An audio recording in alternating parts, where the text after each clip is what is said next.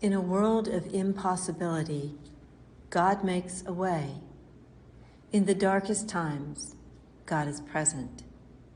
Even if we doubt, turn away, give up on hope, God is present, patiently waiting as we stumble and bump into one another in the obstacles of our time.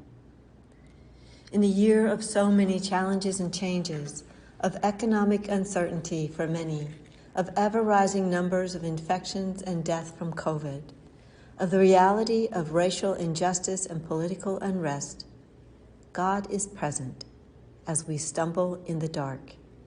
And once again, we encounter the story of the angel Gabriel announcing to Mary that God has a plan. And could she find her way to say yes to God, to new possibilities, to life interrupted and turned upside down, for the entire world, for all time? Gabriel's greeting perplexes her. Greetings, favored one, the Lord is with you. Mary, a young girl engaged to be married from a small backwoods town, remains still, listening, curious, perplexed, pondering what this greeting might mean.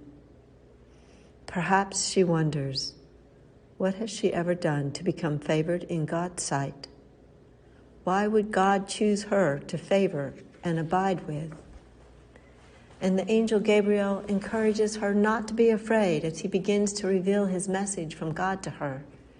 It is a message of wondrous possibility, of hope, of the birth of the promised one, whom the Hebrew people have been waiting since the time of King David and the prophet Isaiah. She will bear God into the world. It is all very mysterious, and she says, "How can this be, since I am a virgin?" Gabriel responds, "The Holy Spirit will come upon you, and the power of the Most High will overshadow you. Therefore, the child to be born will be holy." And Mary, just in case you have doubts that God can work through you, your relative Elizabeth, in her old age, has also conceived. Then Mary responds, "Here am I, the servant of the Lord. Let it be with me according to your word." I wonder what the world would look like if each of us would awaken every day to a whispered, "Greetings, favored one, the Lord is with you." Would we greet our day with awe, possibility, with wonder? Or would we doubt that we are favored by God, loved by God, and that God is right here with us? I think it might simply be a choice to greet the fullness of the day as gift, and our being God's gift, instrument at this time.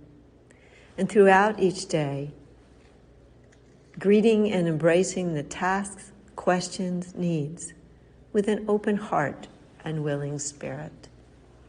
Taking time to ponder and respond, to allow our day, our life to be interrupted, to bear God's love and light into the world. We hear today about David realizing he is now living in a beautiful home while God resides in a tent. And he decides to build God a house. And then God sends a message through Nathan and says, "I didn't ask for a house.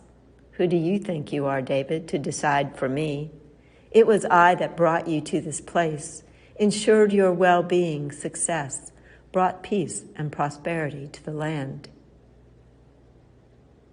God doesn't need a house, a temple resplendent with beautiful appointments of silver and gold, dazzling jewels, ornate carvings, finest cloths of deep blues and purples. God is quite happy in a tent of humble, frail human flesh, the tent of Mary's body. With her yes came her being titled the Theotokos, God-bearer at the Council of Ephesus in 431 AD. Each one of us is a tent of flesh for God. We are not God. We are God's instruments, carriers, bearers of good news to the world. Mary was the first to say yes, to dare to believe in the impossible, to offer herself, her life, her body, to bear God into the world as she responds, "Here am I, the servant of the Lord. Let it be with me according to your word." In her willingness, God makes a way into the darkness of the world, creating untold possibilities. Will you dare to be a bearer of light? Greetings, favored one. The Lord is with you.